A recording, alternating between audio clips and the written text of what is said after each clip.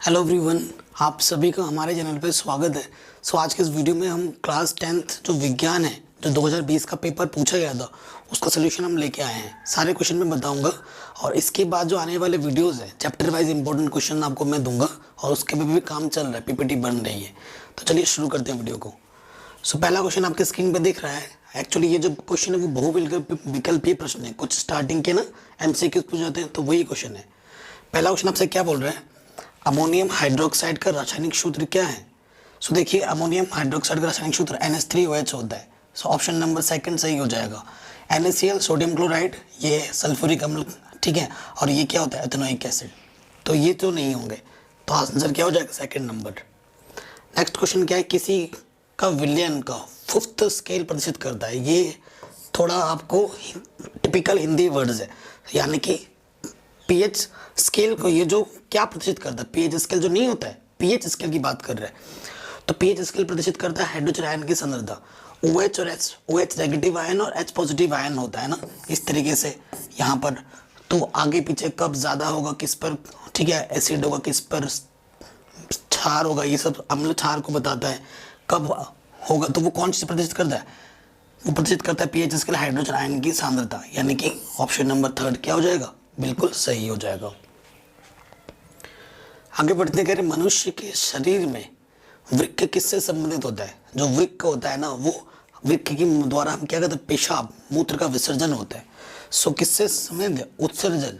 उत्सर्जन मतलब पेशाब करना, पोटी करना, ये क्या होता है, उत्सर्जन में आता है। जो त्याग करते हैं मल मूत्र का, ठीक है, वो विसर्जन, जिनका विसर्जन का मतलब है उत्सर्जन, ठीक है।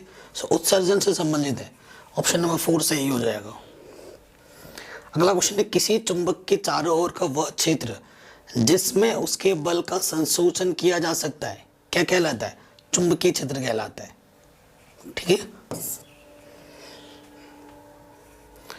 अगला क्वेश्चन है, गोलीय दर्पण के ध्रुव तथा मुख्य फोकस के बीच की दूरी क्या कहलाती है, फोकस दूरी। ये सब मैंने पढ़ा रखा कक्षा 10 है ना, NCERT जो चीज़ है ना, अगर आपने NCERT ढंग से पढ़ी है, विज्ञान को आपने अच्छे से पढ़ा है, तो ये सारे क्वेश्चन आपको आएंगे, ठीक है। सारा क्वेश्चन जो बन रहा है आपके NCERT से बन रहा है, कहीं बाहर से कोई क्वेश्चन नहीं पूछा गया है, ठीक है। ये क्वेश्चन क्या बोल रहे हैं, किसी पारिस्थितिक तंत्र में जो जीव उत्पादक द्वारा उत्पादित भोजन पर प्रत्यक्ष अथवा परोक्ष रूप से निर्भर रहते हैं क्या कहलाते हैं, उपभोक्ता, ठीक है। जैसे हम किसी चीज पर निर्भर हैं तो हम क्या हैं, उपभोक्ता हैं। कह रहे वर्षा का pH मान जब 5.6 से कम हो जाता है तो वो क्या कहलाता है, वो कहलाता है अम्लीय वर्षा। क्या, अम्लीय वर्षा कहलाती है। अगला क्वेश्चन है, पुंकेसर एवं स्त्रीकेसर में दोनों युक्त पुष्प क्या कहलाते हैं, दोनों युक्त यानी कि उभयलिंगी पुष्प कहलाते हैं। ये क्वेश्चन एक एक नंबर में पूछे गए थे। अगला क्वेश्चन है, एक व्यक्ति दूर की वस्तुओं को तो स्पष्ट देख सकता है परंतु निकट की वस्तुओं को वो सुस्पष्ट नहीं देख पाता, उस व्यक्ति में कौन सा दृष्टि दोष है, दूर दृष्टि दोष। उल्टा होता है, अगर दूर का दृष्टि दोष का मतलब है दूर की वस्तु देख पा रहा है लेकिन निकट की वस्तु नहीं देख पा रहा है, तो नाम के विपरीत दोष होता है। कह रहे ऊर्जा के एक वैकल्पिक स्रोत का नाम लिखिए, सौर ऊर्जा। वैकल्पिक स्रोत का मतलब है जैसे ये पेट्रोल या डीजल है, आज नहीं तो कल खत्म हो जाना है, लेकिन ये जो पवन ऊर्जा है, ये जो सौर ऊर्जा है, ये जो जल ऊर्जा है, ये कभी खत्म नहीं होगी, ये अपरिमित है, असीमित ऊर्जा है, ठीक है। तो इन सब का एक वैकल्पिक स्रोत क्या है, सौर ऊर्जा।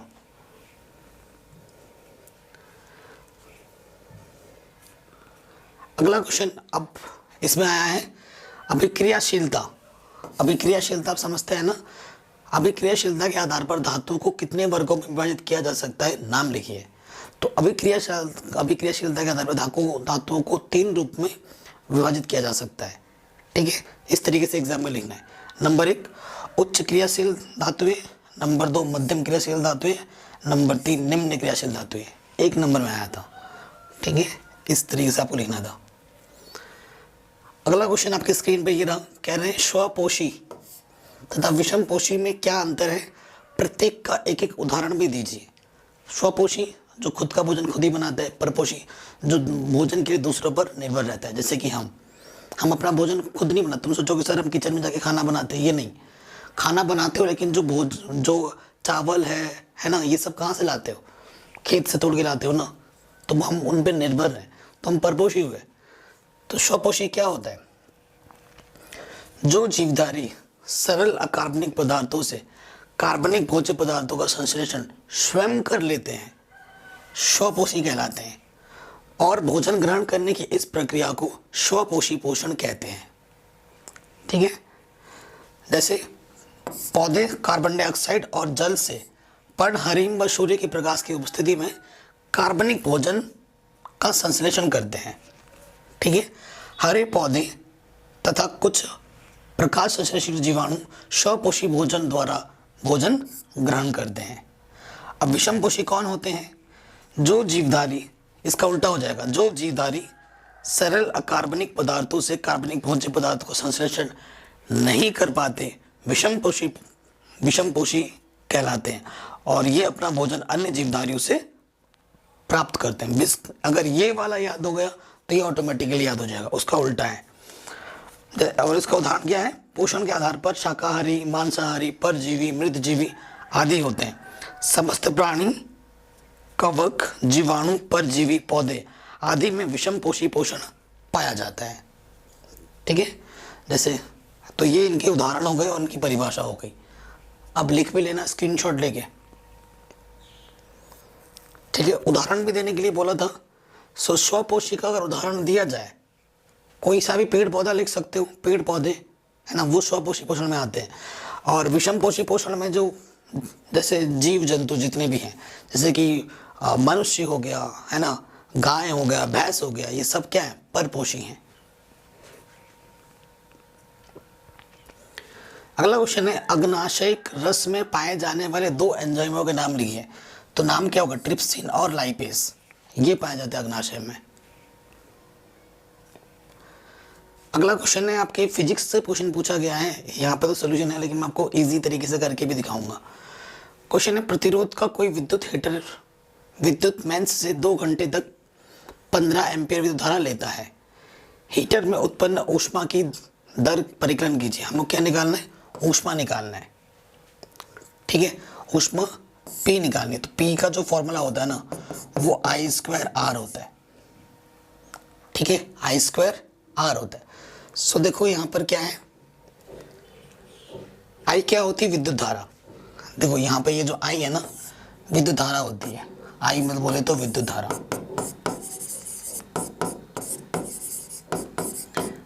विद्युत धारा कितना दे रखा है? 15।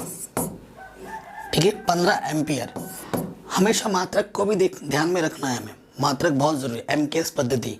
ठीक है, तो विद्युत धारा का मात्रक एम्पियर होता है। ठीक है, 15 एम्पियर। उसके बाद हमें क्या चाहिए यहाँ पर? प्रतिरोध R। ठीक है, प्रतिरोध R कितना दे रखा है यहाँ पर?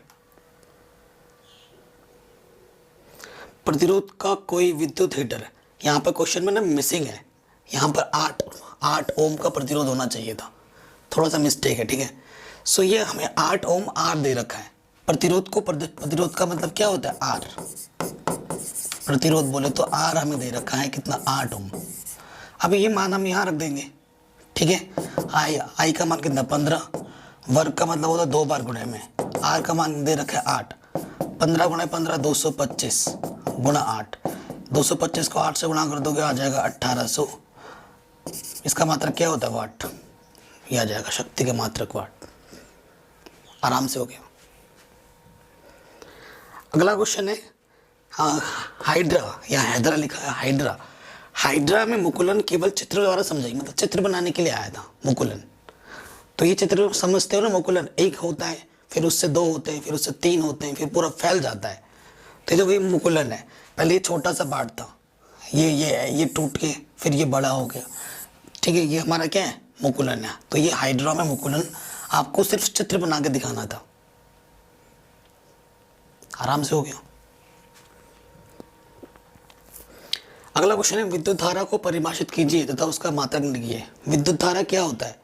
एकांक आवेश को, ठीक है ना, कि जब किसी परिपथ में कोई भी आपके पास सर्किट है, ठीक है, चैप्टर ये 12वें चैप्टर का क्वेश्चन है, कह रहे जब किसी परिपथ में आवेश को एक बिंदु से दूसरे बिंदु की ओर प्रवाहित करते हैं तो हम कहते हैं कि परिपथ में धारा प्रवाहित हो रही है, ठीक है। बट ऐसा मत लिखना, ये तो चलो लिख दिया है। आवेश प्रवाह की दर को ऐसे लिख देना, आवेश प्रवाह की दर को विद्युत धारा कहते हैं, ठीक है। और आई बर इसे आई से प्रतिशत किया जाता है, और आई बराबर क्या होता है, क्यू अपॉन टी। क्यू क्या होता है, आवेश, आवेश प्रवाह की दर, टी क्या होता है, समय, ठीक है। तो ये सूत्र भी लिख सकते हो इसके आगे। आवेश प्रवाह की दर को विद्युत धारा कहा जाता है। विद्युत धारा का मात्रक एम्पियर होता है, एम्पियर, जिसे हम ए से प्रतिशत करते हैं। तो ये पूरा लिख सकते हो आप, ठीक, ये सही हो जाएगा।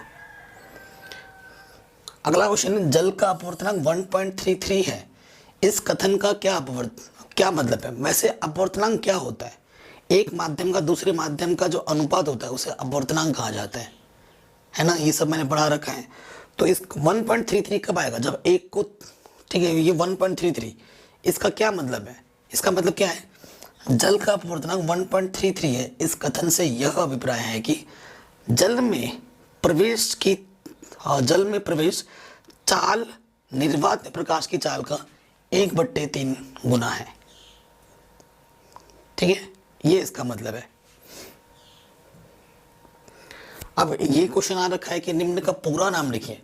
पूरा नाम लिखने के लिए भी हर बार क्वेश्चन आ जाता है, ठीक है। जैसे ये आया था OTEC का पूरा नाम क्या होता है, आप चाहे तो हिंदी में लिखो या इंग्लिश में लिखो, बेटर होगा आप इंग्लिश में लिखो, हिंदी आप भूल सकते हो। O से क्या होता है, ओशियन, T से थर्मल, E से एनर्जी और C से कंजर्वेशन प्लांट, ठीक है। तो ये इसका फुल फॉर्म है। और CFC का फुल फॉर्म क्या होता है, क्लोरोफ्लोरोकार्बन, ठीक है, इजी था एकदम। अब ये क्वेश्चन तो हर बार आता है, गारंटेड है, इस टाइप का क्वेश्चन आपको हर बार मिलेगा।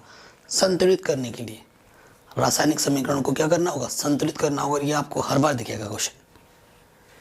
क्या बोल रहे हैं, निम्नलिखित अभिक्रिया को संतुलित कीजिए। यहाँ पर मेरा संतुलित किया हुआ है, बट मैं आपको आंसर तो आपके स्क्रीन में दिख रहा है, लेकिन मैं आपको करके ही दिखाऊंगा। जिन बच्चों को नहीं आता वो बच्चे सीख भी लेंगे। पहला क्वेश्चन है, ठीक है, पहला क्वेश्चन देखते हैं। क्या 4Na प्लस O2, तीर का निशान है 2NaO। सबसे पहले देखिए ऑक्सीजन कितना है, 2 है, यहाँ ऑक्सीजन भी 2 है, चलो ठीक है भैया। यहाँ पर जो सोडियम है वो 4 है, और यहाँ पर सोडियम कितना है, 2 है। यहाँ पर सोडियम कितना है, 2 है। सो NaO2, 2NaO, यहाँ गलत लिख रखा है। सो देखो सोडियम को 4 बनाना है, सोडियम को 4 कैसे बनाना है, यहाँ सोडियम 2 है, तो 2 को मैं किससे गुणा करूँ कि 4 बन जाए, 2 से। सो मैं इसको मैं ना 2 से गुणा कर दूंगा, ठीक है। सो ये 2 दूनी 4 हो गया, और 4 है तो ऑक्सीजन भी कितना हो गया, 4 हो गया। ऑक्सीजन 4 हो गया, यहाँ ऑक्सीजन कितना है, 2 है। 2 को 4 बनाने के लिए क्या करते हैं, 2 से गुणा। तो इसको मैं लिख सकता हूँ 4Na प्लस 2O2, और यहाँ से देखो 2 से मल्टीप्लाई किया हमने, और ये ऑलरेडी था। तो ये मेरा संतुलित समीकरण बन गया, एकदम आसान, ठीक। अब आगे दिखाता हूँ मैं आपको। नेक्स्ट पे आ जाओ। ये सब सिखा रखा है, जब मैंने NCERT पढ़ाई थी सब पढ़ा रखा है। सेकंड क्वेश्चन क्या है, देखो Fe2O3 plus 2Al, Al2O3 plus Fe, ठीक है, ये चीज़ है। अब आप खुद देखो, यहाँ Fe 2 है, यहाँ Fe 1 है, असंतुलित है ना।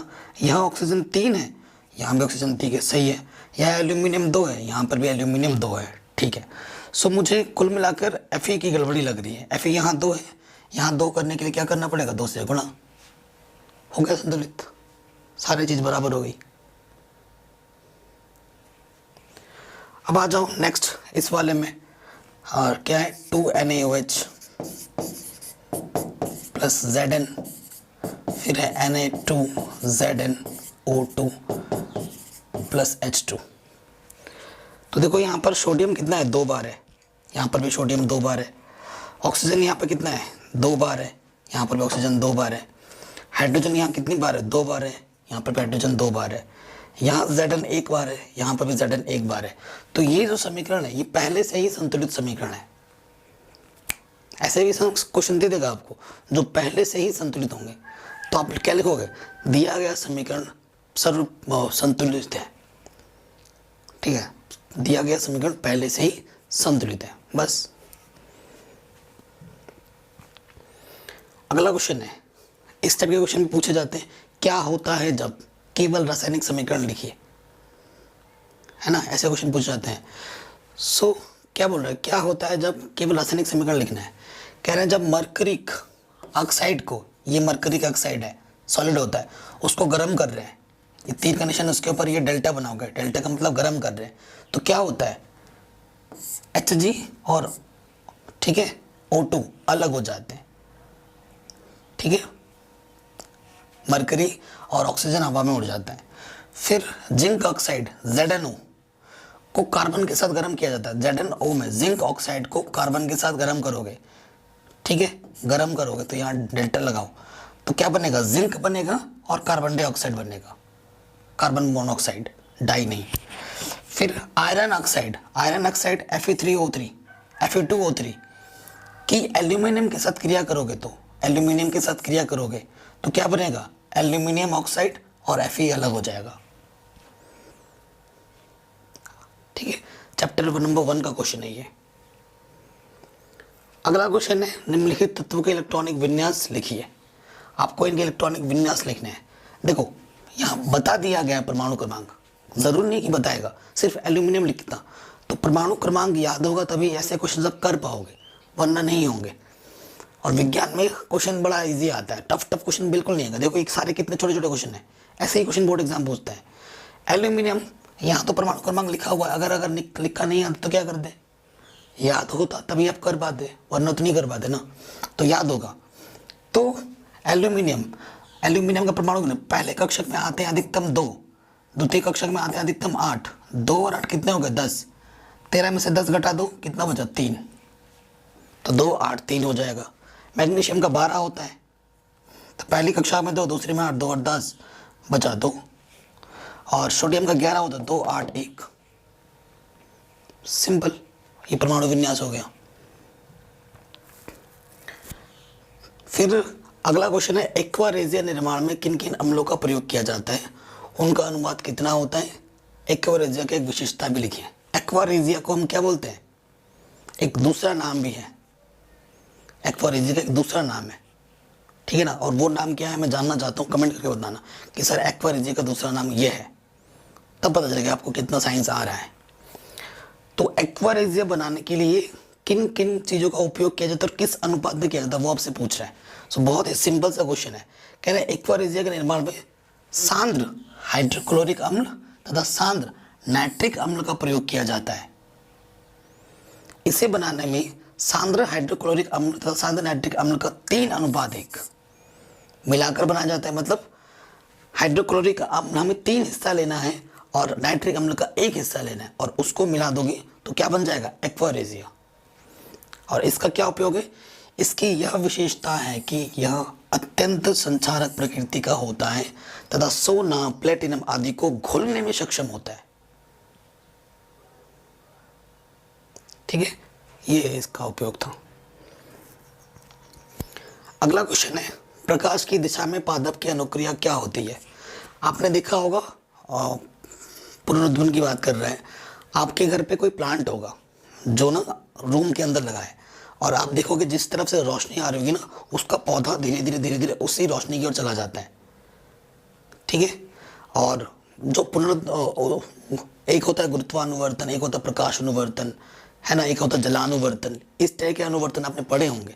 तो यहाँ पूछ रहे हैं आपसे प्रकाश अनुवर्तन के बारे में, चित्र से ही तो बताना था आपको।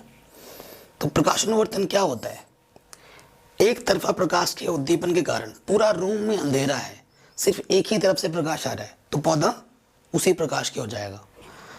कह रहे हैं एक तरफा प्रकाश के उद्दीपन के कारण पौधों में वक्ता उत्पन्न होती है, इसे प्रकाशानुवर्तन कहते हैं। कमरे में रखा हुआ पौधा खिड़की के प्रकाश की ओर झुक जाता है तथा धनात्मक प्रकाशानुवर्तन होता है, अर्थात प्रकाश की ओर मुड़ जाता है।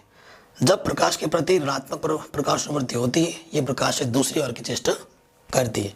ये देखो ये चित्र में आपको पूरा दिख रहा होगा, पूरे रूम में अंधेरा है, यहाँ पर ये पौधा था, यहाँ पर ये खिड़की से छेद में आ रहा है रोशनी, तो धीरे धीरे प्रकाश की ओर मुड़ जाएगा ये पौधा धीरे धीरे। ठीक है, मतलब जिस तरफ से ज़्यादा आ रहा होगा प्रकाश, वो पौधा अगर नज़दीक हो तो वो ज़्यादा मुड़ेगा, अगर कोई पौधा दूर है तो वो कम मुड़ेगा। अब ये क्वेश्चन है, एक उभयलिंगी पुष्प की अनुदैर्घ्य कांटे का चित्र बनाइए। जो चैप्टर नंबर 7 है ना, ऐसे एक फूल पुंकेसर वगैरह लिखा नहीं होता है, वो चित्र आपको प्रैक्टिस करना है, वो हर बार आता है। एक तो वो चित्र हो गया जो हर बार आता है, और एक आपका ऐसा आता है, ठीक है, उसका नाम मेरे को अभी याद नहीं आ रहा है, सो अभी मैं बता दूंगा, वो हर बार आता है। ठीक है, इस टाइप का होता है, ऐसे ऐसे ऐसे ऐसे ऐसे लंबा सा होता है, उसका मेरे को नाम अभी याद नहीं आ रहा है, वो हर बार आता है। क्योंकि मैं मैथमेटिक्स का टीचर हूँ, साइंस पढ़ाता हूँ, साइंस में मैं फिजिक्स और केमिस्ट्री का स्पेशलिस्ट हूँ, बायोलॉजी मुझे थोड़ी कम आती है, इसी वजह से मैं नाम बोल रहा हूँ। ठीक, बट आप समझ गए होंगे मैं किसकी बात कर रहा हूँ। ठीक है, स्टार टाइप बना होता है ऊपर और नीचे ऐसे घिसता है, वो हर बार आता है, हर बार आता है, तो उसकी अच्छे से प्रैक्टिस कर लेना। और परागण और रिसेशन में अंतर, ये क्वेश्चन भी हर बार लगभग पूछा जाता है, तो उसकी प्रैक्टिस करना। अब चैप्टर वाइज इंपॉर्टेंट क्वेश्चन तो मैं लाने ही वाला हूँ, हर एक चैप्टर को मैं दे भी रहा हूँ, कई चैप्टर मैंने पढ़ा दिए हैं, वो भी देखो आप। और कोई इंपॉर्टेंट क्वेश्चन की ज़रूरत नहीं पड़ेगी अगर आप अच्छे से एनसीईआरटी आपने पढ़ी है, एनसीईआरटी ढंग से पढ़ा है, एनसीईआरटी के सारे बॉक्स के क्वेश्चन आपको पता है, एनसीईआरटी के आपने सारे अभ्यास के क्वेश्चन पढ़े हैं, अपने नोट्स आपने ढंग से बनाए हैं, तो आपको एक्स्ट्रा इंपॉर्टेंट क्वेश्चन की जरूरत नहीं पड़ेगी। एनसीईआरटी खुद में काफ़ी होता है, सारे क्वेश्चन एनसीईआरटी से आते हैं। अब आपसे बोल रहा है इन पर संक्षिप्त टिप्पणी लिखिए। प्लेटलेट्स क्या होता है, लसिका क्या होती है, इस पर आपको 4-5 लाइन करके लिखना था कि क्या होता है ये। तो प्लेटलेट्स क्या होता है, आपने सुना है मेरा खून का प्लेटलेट्स कम हो गया है ना, इसका कम हो गया। आजकल ये बीमारी बहुत चल रही है, लोगों के प्लेटलेट्स डाउन हो जा रहे हैं। ठीक है, अब जब प्लेटलेट्स डाउन होते हैं तो हमारी एनर्जी लेवल लो हो जाती है। जब डेंगू होता है तो प्लेटलेट्स लोगों के डाउन हो जाते हैं, ठीक है ना, फिर भी अच्छा उन्हें खिलाना पड़ता है। तो रक्त प्लेटलेट्स क्या होता है, ये रुधिर में छोटी छोटी कणिकाओं के रूप में होती हैं। इनकी संख्या 2 से 5 लाख प्रति घन मिमी रक्त होती है। ये रुधिर के जमने के लिए आवश्यक होती है। प्लेटलेट्स क्या होता है, तो ये होता है प्लेटलेट्स। फिर लसिका क्या होती है, लसिका यह तरल संयोजी ऊतक है। ये जो ऊतक टिश्यू जिसे अंग्रेजी में बोलते हैं, तो ये एक ऊतक है, कैसा, तरल रूप में, यानी कि पानी पानी सा। कह रहे हैं ये तरल संयोजी ऊतक है, यह ऊतक तरल को पुनः रक्त प्रवाह में वापस लाता है। लसिका गांठों में बनने वाले लिम्फोसाइट्स शरीर की सुरक्षा प्रतिक्रिया में महत्वपूर्ण भूमिका निभाते हैं। ठीक है, इसको पढ़ लेना और समझ लेना। आगे बढ़ते हैं, ये फिजिक्स का एक क्वेश्चन है, काफ़ी इंपॉर्टेंट है और ऐसे क्वेश्चन हर बार आते हैं। और ये प्रॉब्लम आपके एनसीईआरटी का ही है, चैप्टर नंबर 12 का। कह रहे हैं 4000 वाट अनुमत का कोई रेफ्रिजरेटर, ठीक है, 4000 वाट यानी कि क्या दे रखा है, शक्ति। कोई रेफ्रिजरेटर यानी कि फ्रिज 8 घंटे प्रतिदिन चलाया जाता है। रोज कितना चलता है, 8 घंटे। 30 दिन तक चलाने के लिए ऊर्जा का मूल्य क्या होगा, यदि 1 किलोवाट की कीमत कितने रुपये है, 3 रुपये है। ठीक है, 1 किलोमीटर की कीमत कितनी है, 3 रुपये। तो देखो ऊर्जा का मतलब E निकालना है, एनर्जी। अब आपको मैं बता रहा हूँ एनर्जी का सूत्र क्या होता है। एनर्जी का सूत्र होता है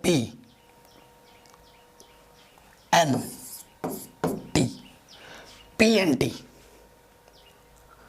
P का मतलब पावर, शक्ति। शक्ति क्या दे रखा है हमें, 4000। ठीक है, फिर क्या होता है N मतलब दिन, कितने दिन दे रखे हैं, 30 दिन। अच्छा, ठीक है, और कितना यूज हो रहा है, T टाइम्स 8 घंटे प्रतिदिन, 8 घंटे। तो ये क्या हो गया, घंटे में है। ठीक है, दिन का कोई मात्रक नहीं होता है, दिन में ही है, वो संख्या में लिया जाएगा। तो इस 4000 और 8 की जब गुणा कर दोगे तो ठीक है, देखो 8 घंटा है यहाँ पर। ठीक है, इसको आपको क्या करना है, गुणा कर देना है। सो ये 8 घंटे प्रतिदिन, और ये 3 है, 8 तिया 24 गुणा 4, 24 चौके 96, 96,000 WH आ जाएगा। 96 WH को किलोवाट में बदलने के लिए हमें क्या करना पड़ेगा, ये WH है, ठीक है, WH को किलो WH में बदलने के लिए 1000 से क्या करना पड़ेगा, ठीक है, ऐसे गुणा है, देखो 1 WH में 1000 kWh होता है, तो kWh में बदलने के लिए 1000 से भाग दे देंगे, 1 2 3 1 2 3 96 आ जाएगा। अब 1 रुपये की कीमत, देखो 1 kWh की कीमत 3 रुपये है, अगर एक टॉफ़ी की कीमत 2 रुपये होगी तो 96 की कितनी होगी, 96 को गुणा कर दो 3 से, तो ये आंसर आ जाएगा। 3 छंग 18, हासिल लगा 1, 3 नम 27 और 1 28, 288 रुपये हमें देने पड़ेंगे। काफ़ी इजी क्वेश्चन है और हर बार आता है इस टाइप का क्वेश्चन, हर बार, ज़रूर अच्छे से प्रैक्टिस कर लेना। अगला क्वेश्चन आया था, निम्न पर संक्षिप्त टिप्पणी लिखिए, बहुत ही इजी क्वेश्चन, कि नाभिकीय ऊर्जा क्या होता है और भूतापीय ऊर्जा क्या होती है ना। तो नाभिकीय ऊर्जा करें, नाभिकीय विखंडन, जब यूरेनियम 235 पर मंद गति के न्यूट्रॉनों की बौछार कराई जाती है तो नाभिक मध्यम द्रव्यमान के 2 नाभिकों में व्यक्त हो जाता है और इसके साथ बहुत अधिक ऊर्जा उत्सर्जित होती है। इस नाभिकीय अभिक्रिया को नाभिकीय विखंडन कहते हैं तथा नाभिकीय विखंडन से मुक्त ऊर्जा को नाभिकीय ऊर्जा कहते हैं। तो इसमें आपके 2 क्वेश्चन बन जा रहे हैं कि नाभिकीय विखंडन क्या होता है, तो भी आप यहाँ से लिख सकते हो। नाभिकीय विखंडन से प्राप्त जो ऊर्जा होती है उसे हम बोलते हैं नाभिकीय ऊर्जा, ठीक है, अच्छे से लिखना। यहाँ पे एक चीज़ मिसिंग है मेरे से, यहाँ पर ये जो यूरेनियम के समीकरण लिखा है ना, ये भी लिखना चाहिए था आपको यहाँ पर, सो आप एनसीईआरटी से देख के लिख लेना। चैप्टर नंबर 15 का क्वेश्चन है। अगला है, भूतापीय ऊर्जा क्या होती है। कह रहे, पृथ्वी के आंतरिक भाग में पिघली हुई चट्टानें भूगर्भीय हलचल के कारण तप्त क्षेत्रों का निर्माण करती हैं। जब कभी भूगर्भीय जल इन क्षेत्रों के संपर्क में आता है तो वाष्प में बदल जाता है। इस जल वाष्प को पाइपों की सहायता से बाहर लाकर टरबाइन चलाकर विद्युत ऊर्जा उत्पन्न की जा सकती है।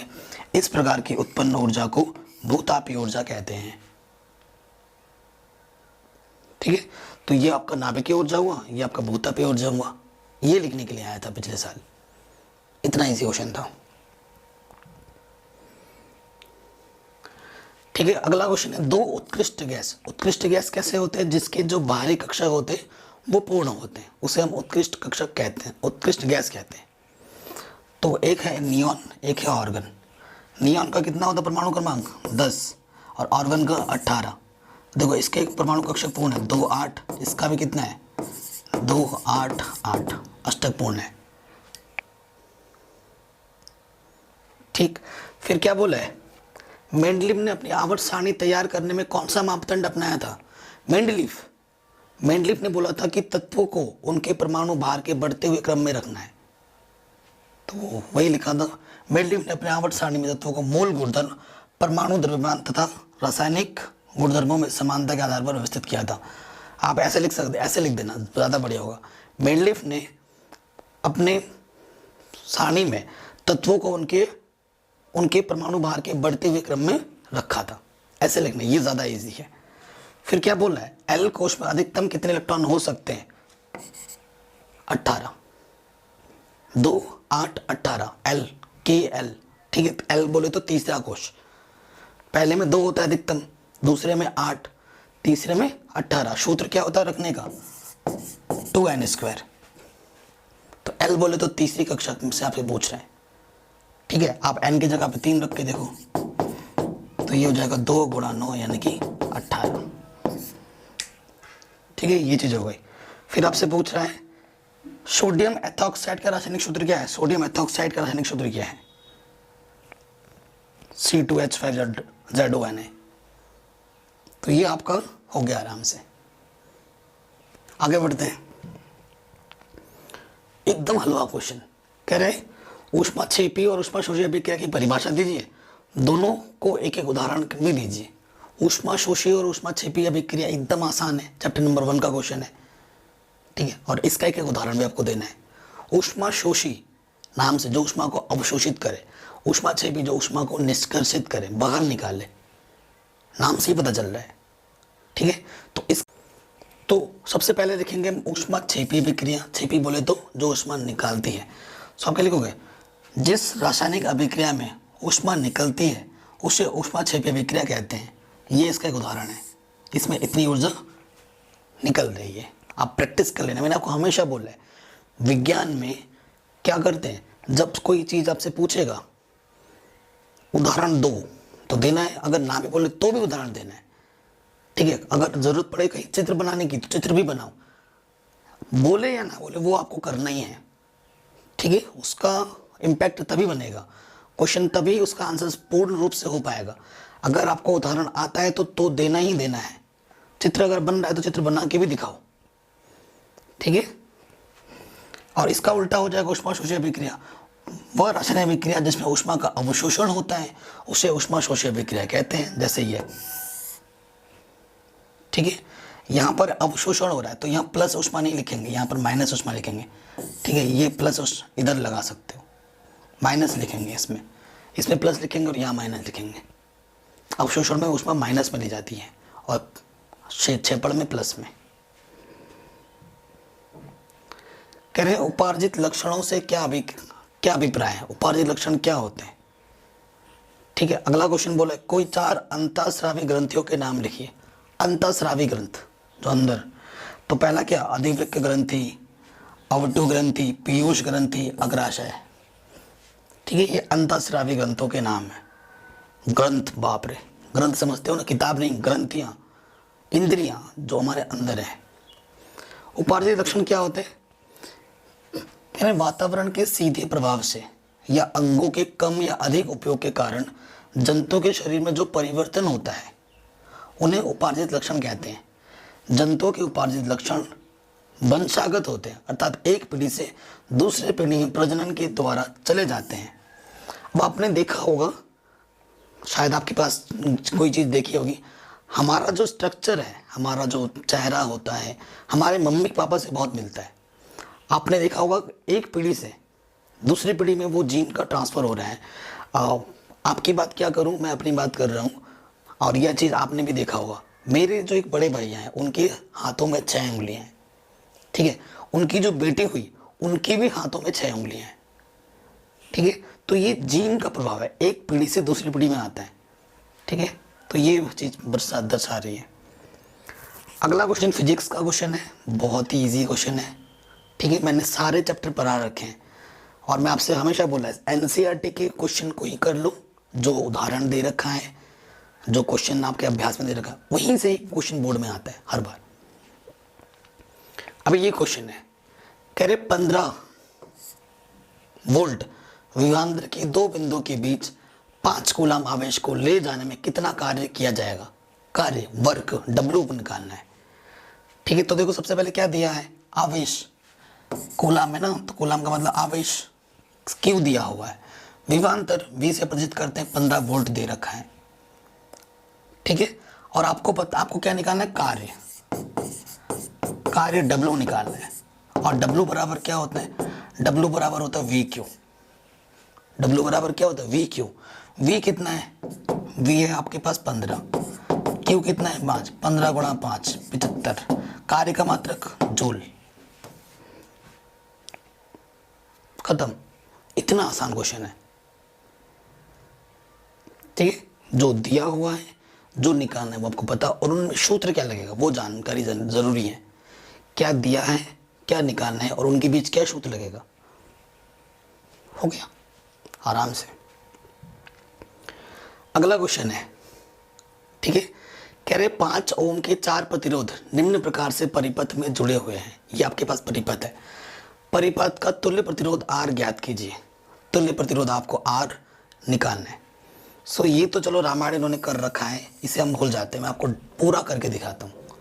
सबसे पहले देखो, इसे मान लेते हैं, या कलर चेंज कर लेते हैं, इसे मान लेते हैं ये R1 है, ठीक है, ये R2 है, ये R3 है, ये R4 है। ठीक है, ये चीज़ हमने मान ली। अब आप देखो, ये R1 के नीचे R2 है और ये R3 के नीचे R2 है। जब प्रतिरोध एक के नीचे एक होता है तो वो क्या होता है, समांतर में होता है।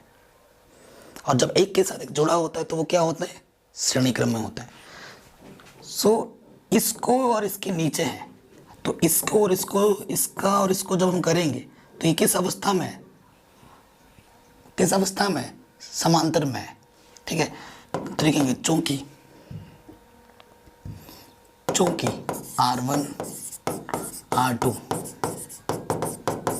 समांतर क्रम में है। ठीक है, समांतर क्रम में चैप्टर में 12 का क्वेश्चन है।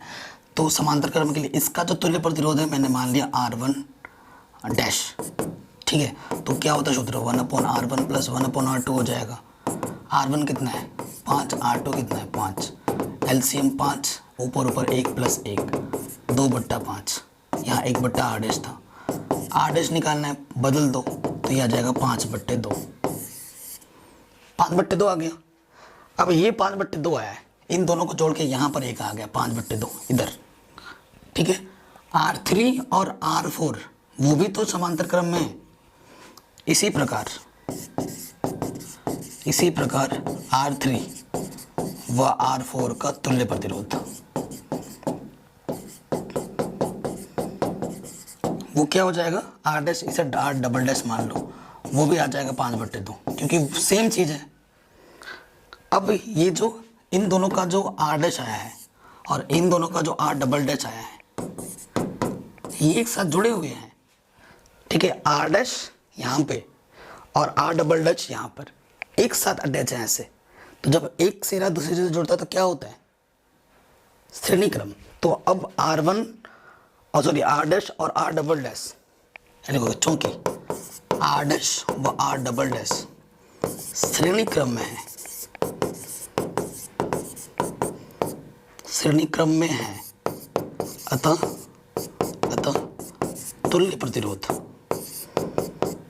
प्रतिरोध R बराबर, श्रेणी क्रम के लिए क्या होगा, जुड़ जाएगा सामान्यतः, क्या हो जाएगा 5/2 प्लस 5/2, 2 नीचे आ जाएगा, एलसीएम सामान्य ऊपर आ जाएगा 5 प्लस 5, तो आ जाएगा 10/2, 2 पंजे 10।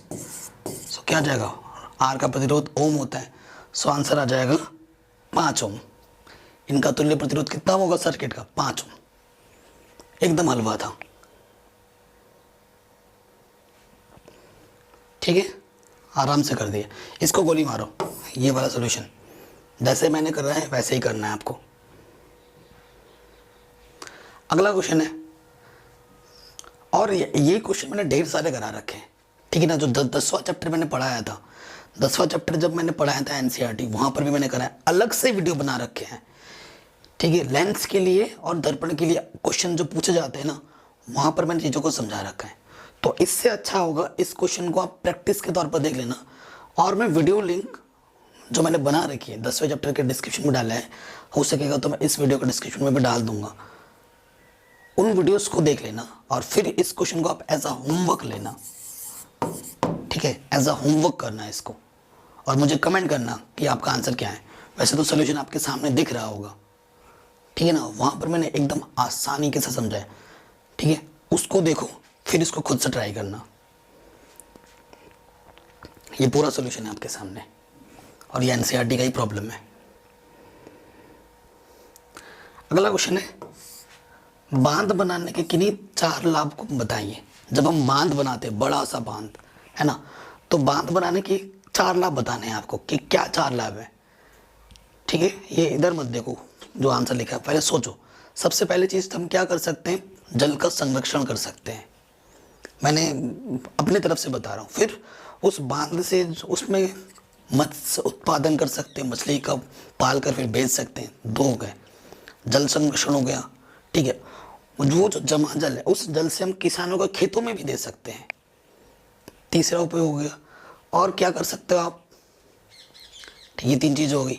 और अगर बड़ा सा बांध है, वहाँ से हम पानी के द्वारा टरबाइन चलाकर विद्युत भी बना सकते हैं, बिजली का उत्पादन कर सकते हैं। तो ये 4 मेरे मन में आए हैं। अब देखते हैं यहाँ पर और कितने क्या लिखे हैं। क्या है, पेयजल, जल को संरक्षण पीने के काम में भी ला सकते हैं। औद्योगिक उपयोग, औद्योगिक उपयोग मतलब बड़े बड़े उद्योगों में भी ले सकते हैं। सिंचाई, बांध, जलाशय मानव जाति को अति विशाल पैमाने पर सिंचाई आवश्यकताओं की पूर्ति होती है, खेतों में पानी देने के लिए, वो वाला भी हो गया।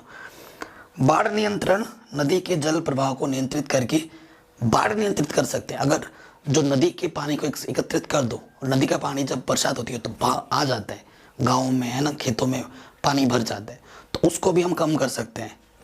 फिर विद्युत ऊर्जा, विद्युत उत्पादन कर सकते हैं, ये तो मैंने बोल ही दिया था। तो ये सब चीज़ें हम कर सकते हैं, ठीक है, तो ये ले लेना। तो इतने सारे क्वेश्चन आपको 2020 में मिले थे और बहुत ही इजी है, आप देख रहे हो ना, ऐसे ही क्वेश्चन बोर्ड एग्जाम में आते हैं। सो अब मेरी प्रायोरिटी होगी कि 2020, 19, 18, 2020 से लेकर 2010 तक पिछले 10 साल के क्वेश्चन पेपर तो मैं आपको कराऊंगा, साथ ही साथ चैप्टर वाइज इंपॉर्टेंट क्वेश्चन, क्योंकि ये तो कुछ कुछ क्वेश्चन ही होते हैं ना। हमारा मेन टारगेट होगा चैप्टर वाइज इंपॉर्टेंट क्वेश्चन को करना, ठीक है। वो चैनल पे जाके देखो, हालांकि बहुत से चैप्टर मैंने करा भी रखे हैं, एनसीईआरटी तो पढ़ाई है, उसके अलावा चैप्टर वाइज इंपॉर्टेंट क्वेश्चन भी दिया है मैंने आपको, उनको भी देखो, ठीक है। और डिस्क्रिप्शन में मैं इंपॉर्टेंट वीडियोस की लिंक डालूंगा, उनको ज़रूर देखना। जय हिंद।